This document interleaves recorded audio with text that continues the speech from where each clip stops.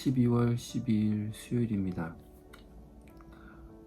너무 피곤해서 오늘 영상은 좀 스킵할까 생각하다가 어제 오늘 일상을 그래도 남겨야겠다 생각이 들어서 잠깐 카메라 켰습니다. 어제는 오전에 갑자기 전등이 안 들어오는 거예요. 안방뿐만 아니라 온 집안에 불이 안 켜져서 정전이구나 생각이 들었는데, 그래서 빨리 두꺼비 집에 가서 보니까 다른 전기들은 다행히 다 들어오는데 전등 쪽 스위치만 계속 떨어지더라고요. 그래서 한전에 전화를 해보니까 전기는 정상적으로 들어오는데 전기 배선 쪽의 문제인 것 같다고 하셔서 빨리 사람을 부르는 게 낫겠다 그렇게 얘기해 주셔서 고민했습니다. 어떻게 어떤 사람을 불러야 되는지. 이런 경우가 처음이어서 그래서 저희 마을 이장님께 전화를 드렸죠. 이장님께서 이제 아시는 동네 이웃 전기 하시는 분과 그리고 이런 시설 하시는 분 두 분을 보내주셨어요.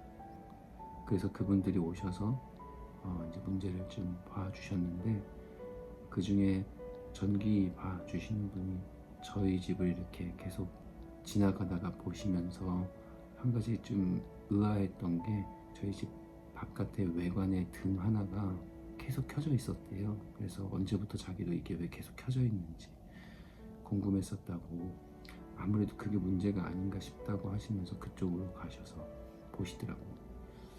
그래서 그 외관의 등을 사다리 타고 올라가셔서 뺐더니 정말 놀랍게도 그 등 하나 뺐을 뿐인데 집안에 그 계속 떨어졌던 두꺼비 집의 스위치가 떨어지지 않고 해결이 됐습니다. 그래서 아무래도 그 외관 쪽에 계속적으로 켜져 있었던 등에서 누수라든가 문제가 있지 않았나, 그래서 계속 그 전력이 차단됐던 거 아닌가 라고 얘기를 하시더라고요. 그렇게 저희 집에 관심을 가져주시는 이웃 덕분에 큰 문제가 어렵지 않게 또 이렇게 잘 해결이 되었던 어제 오전이었습니다. 그렇게 오전에 그 해프닝이 좀 있었고, 오후에는 지금까지 수란이 핸드폰을 아직 해지를 안 했습니다. 해지를 안 했고, 이제 수란이 핸드폰을 해지하려다 보니까 집안에 인터넷 역시 수란이 명의로 돼 있다고 해서 이거 명의도 이제 바꾸고 이제 수란이 핸드폰을 해지를 하든가 어떻게 해야 될까 지금 이제 고민을 하면서 KT 프라자로 갔습니다. 일단 집안 인터넷 같은 경우는 수란이 명의로 되어 있고 이제 제 명의로 변경을 하러 간 건데, 그렇게 되면 수란이 계약했었던 그때 그 계약을 고스란히 제가 받아서 하는 방법이 있다고 하셔서 그렇게 해야겠다 생각했습니다. 그런데 보니까 이게 3년 약정이 있더라고요. 아시다시피 제가 앞으로의 거취가 아직 지금 결정되지 않고 또렷하지 않는 그런 상황 속에서 앞으로 한 2년 반 정도를 그 인터넷을 계속 사용할 수 있을까 이런 생각이 들더라고요. 근데 만약에 그걸 다 사용하지 못하고 이사를 가던가 변경이 있을 경우에는 고스란히 그 또 위약금을 내야 한다고 해서 고민이 됐습니다. 왜냐면 이제 사망으로 인한 수란이 계약 해지가 됐을 때는 그 위약금이 면제가 된다 하더라고요. 그래서 수란이 사망으로 인해서 이 계약을 위약금 없이 끝내고 다시 제 이름으로 약정 없는 인터넷을 신청해야 되나 이런 생각을 좀 했었는데, 그것보다 더 좋은 방법은 그냥 수란이 명의로 된 인터넷을 좀 사용하다가 혹시라도 나중에 집안의 이동이라든가 변경 사항이 있을 때 그때 해지를 하면 위약금 없이 그렇게 그렇게 되지 않나라는 생각이 들어서 일단은 인터넷은 그냥 이대로 두고 사용하기로 했고요.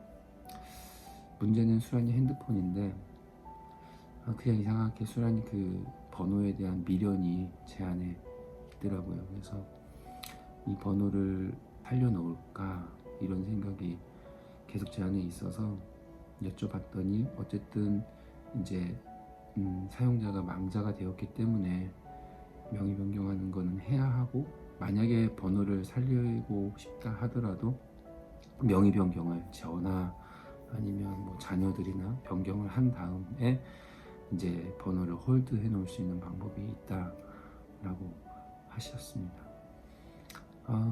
그래서 조금 더 생각해 보기로 했어요. 수란이 핸드폰 같은 경우는 번호를 이제 이게 괜히 저의 어떤 미련 때문이고 크게 상관이 없는 일이라면 아예 해지를 하는 게 맞다라는 생각이 좀 들기도 하고, 한편으로는 예원이한테 이 번호를 좀 넘겨줄까 이런 생각도 좀 있기도 하고, 그래서 조금 더 생각해보고 그것은 결정하기로 해서 결국에는 아무것도 손대지 않고 인터넷도 그렇고 수란이 핸드폰도 그렇고 조금 이 문제는 보류해 놓기로 그렇게 해서 다시 돌아왔습니다.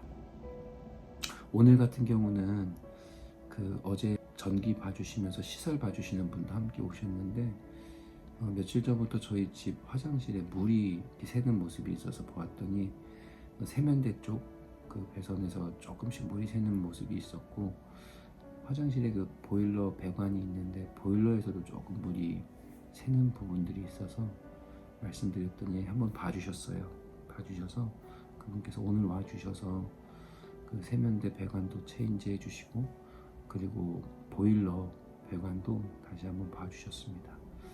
다행히 보일러 그 누수 문제는 큰 문제가 좀 될 수 있었는데 배관 하나 이렇게 바꾸는 걸로 문제가 잘 해결이 돼서 그렇게 오전에는 집안 보수가 좀 있었습니다.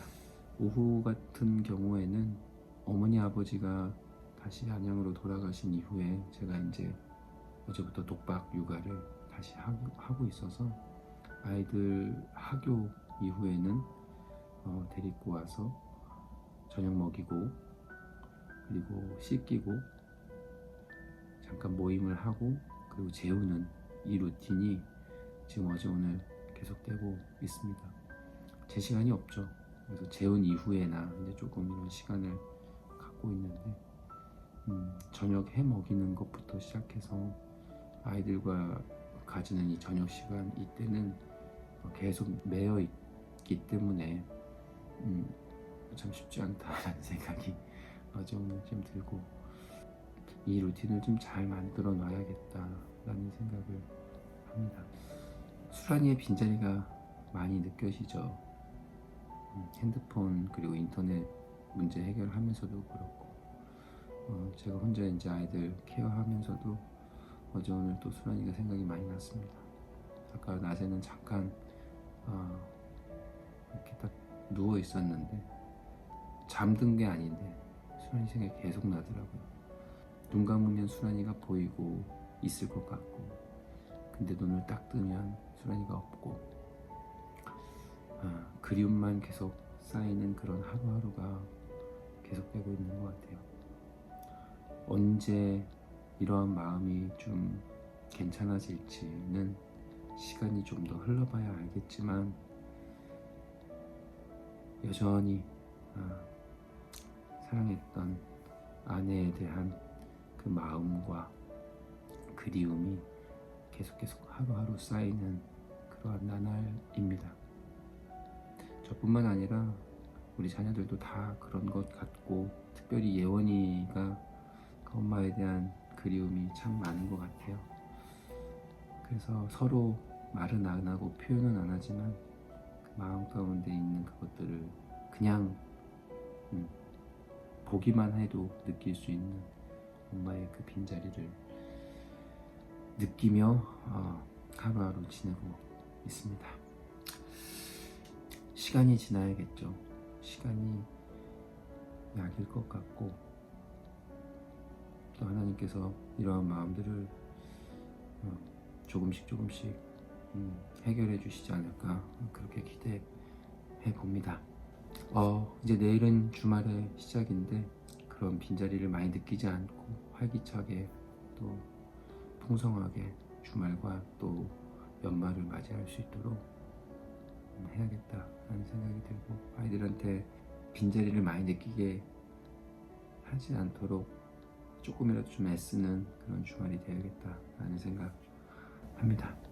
오늘 영상은 여기까지고 주말에 좋은 이야기로 다시 돌아오겠습니다.